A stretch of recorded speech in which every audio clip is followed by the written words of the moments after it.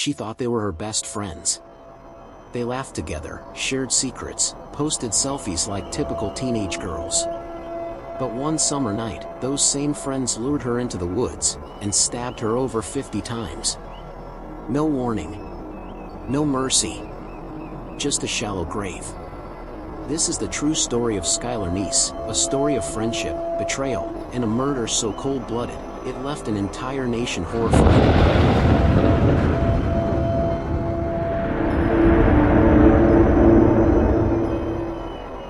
It's a warm summer night in Star City, West Virginia, the kind of quiet suburb where nothing bad is supposed to happen.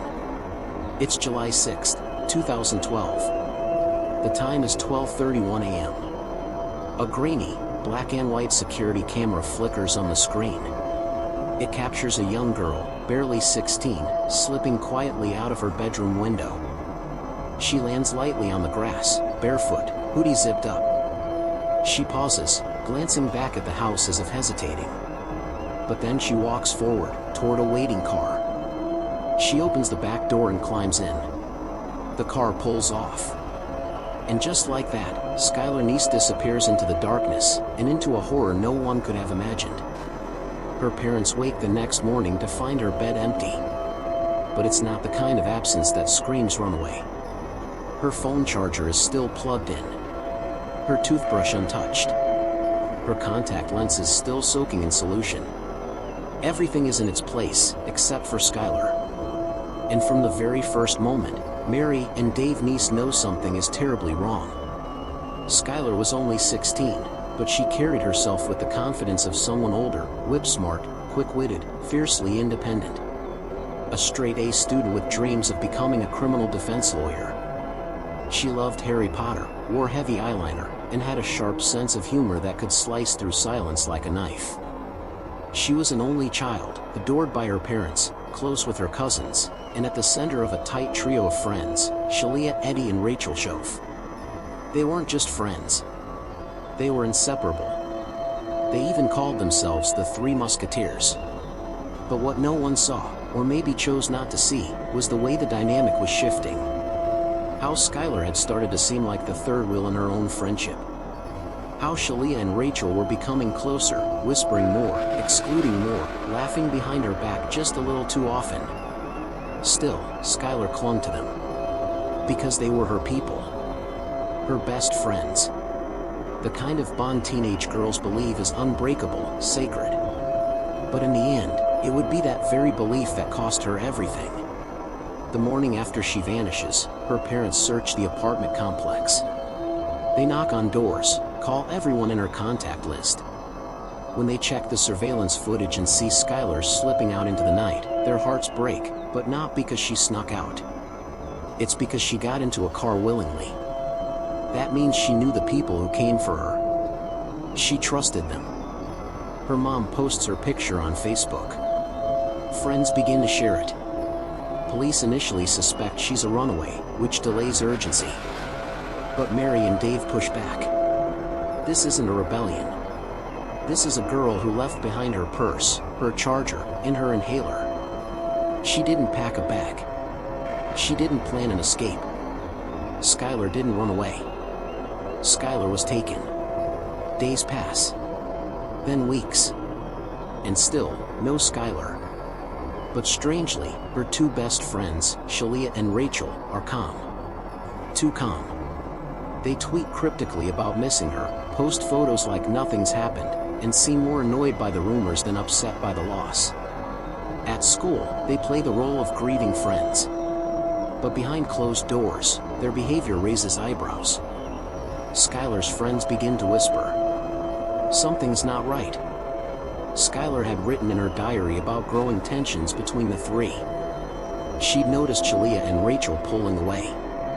There were fights, nasty ones, and silent treatments that stretched for days. But no one, not even Skylar, seemed to believe that those cold shoulders would ever turn violent. After all, these were just teenage girls. Best friends.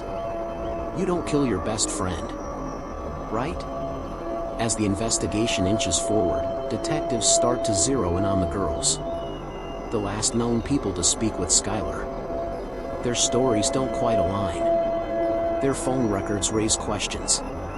And then, finally, after 6 months of silence, one of them cracks. Rachel Shoaf walks into a Catholic mental health facility, sobbing. She's incoherent, shaking, screaming that she can't keep the secret anymore. What she says next leaves the entire town stunned. It's not just that Skylar was murdered. It's who murdered her. And why. Rachel's confession didn't just shock the community. It detonated everything. Sitting there in that sterile room, barely able to form full sentences through sobs, Rachel Shoaf finally told the truth, or at least, the part of it she could bring herself to say aloud. She and Sheila had planned Skylar's murder. It wasn't an accident. It wasn't a fight that got out of control. It wasn't a tragic misunderstanding. It was premeditated. Cold. Calculated. They knew exactly what they were doing. And they'd been planning it for months. In a trembling voice, Rachel revealed the timeline. July 5th, they invited Skylar to sneak out late that night for a joyride, something the trio had done countless times before. Sheila drove, as usual. Skylar didn't hesitate. She slipped out through her bedroom window, climbed into the back seat of her best friend's car, and they drove off into the dark, back roads of rural West Virginia. The girls laughed, joked, played music. It felt normal, safe. But hidden in the trunk of the car were kitchen knives, paper towels, clean clothes, and bleach. They drove Skylar to a remote patch of woods just across the Pennsylvania border. A spot they'd scoped out beforehand. They told her they wanted to smoke, a casual excuse. As Skylar turned her back to look for a lighter in her purse, they counted. 1, 2, 3. Then they attacked. Skylar screamed. Fought. But they were relentless. 2 against 1. She managed to get away briefly, even ran, but she was dragged back. And stabbed. Over and over. More than 50 times. Rachel later admitted, she just kept saying, why? But they had no answer. Because their reason was that they didn't like her anymore. That's all. They didn't like her anymore. And so they killed her. Even after she was dead, they weren't done. They tried to bury her, but the ground was too hard. So they dragged her body to a spot under some brush, covered her with branches and rocks, and left her there. Then they cleaned up. Changed clothes. Threw away the bloody ones. And went home, like nothing ever happened. Skylar's parents were waking up, searching for their daughter, while her killers were crawling back into bed.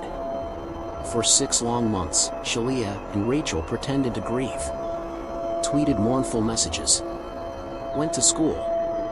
Hung out with friends. Attended memorials. All the while, knowing exactly what they'd done. When police followed up with Sheila, she stayed cool. Smiling. Even flirtatious. She stuck to the same story. Showed no emotion. No cracks. But Rachel was unraveling. The guilt rotted her from the inside. Until she couldn't take it anymore. And finally, confessed. With her cooperation, investigators were led to Skylar's remains, found just where Rachel said they'd be, though so decomposed by winter weather that dental records were needed to confirm the identity. Mary and Dave Neese got the call they'd feared most. Their only daughter, the girl who vanished into the night, was never coming home.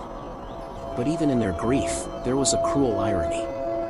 The people who'd stolen Skylar's life were the very same people who'd sat at their dinner table, laughed with them, hugged them, mourned with them. One of them, Sheila, had even joined them in handing out missing posters. The truth was a knife of its own. And it cut through the entire community. People searched for answers that weren't there. What could possibly push 2 16-year-old girls, honor students, to do something so monstrous? Rachel never offered more than the simplest, most chilling explanation. We just didn't want to be her friend anymore. And Sheila? She said nothing. Not a word. Not a tear. Just kept tweeting. One tweet, in particular, would later haunt everyone who saw it. "We really did go on 3." The case exploded across national headlines. But for those who lived through it, who knew the girls, who saw them walking the halls and smiling in selfies, it wasn't just news. It was betrayal on a level that rewrote what evil could look like. It didn't wear a mask. It didn't break down your door. It sat beside you in class, borrowed your lip gloss, hugged your daughter goodnight. But as the public rage grew louder and the legal system began closing in, one question remained. What would justice look like for Skylar Neese? And would either of the girls who destroyed her life ever truly face it?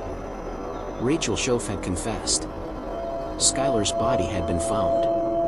But Sheila Eddy? She still walked the hallways of University High School like nothing had happened. She still posted selfies. Still tweeted cryptic, sarcastic remarks. She even retweeted photos from Skylar's memorial page. The audacity was unbearable. Everyone in town knew by now. Even if Sheila hadn't been arrested yet, the truth was out. And that truth poisoned everything it touched. Friends distanced themselves. Teachers grew cold. The whispers never stopped. But Sheila didn't flinch. She kept up appearances, hiding behind mascara and a practiced smile. Meanwhile, Rachel had been placed in a psychiatric hospital following her confession. She was fragile, broken. And now, the state had a key witness. But they still needed hard evidence. So for months, investigators quietly built their case, combing through text messages, retrieving call logs, piecing together a digital breadcrumb trail of the murder that had masqueraded as teenage normalcy. And the longer they looked, the darker it got. Because it wasn't just a crime of impulse. It was a coordinated betrayal, planned and plotted with chilling detachment.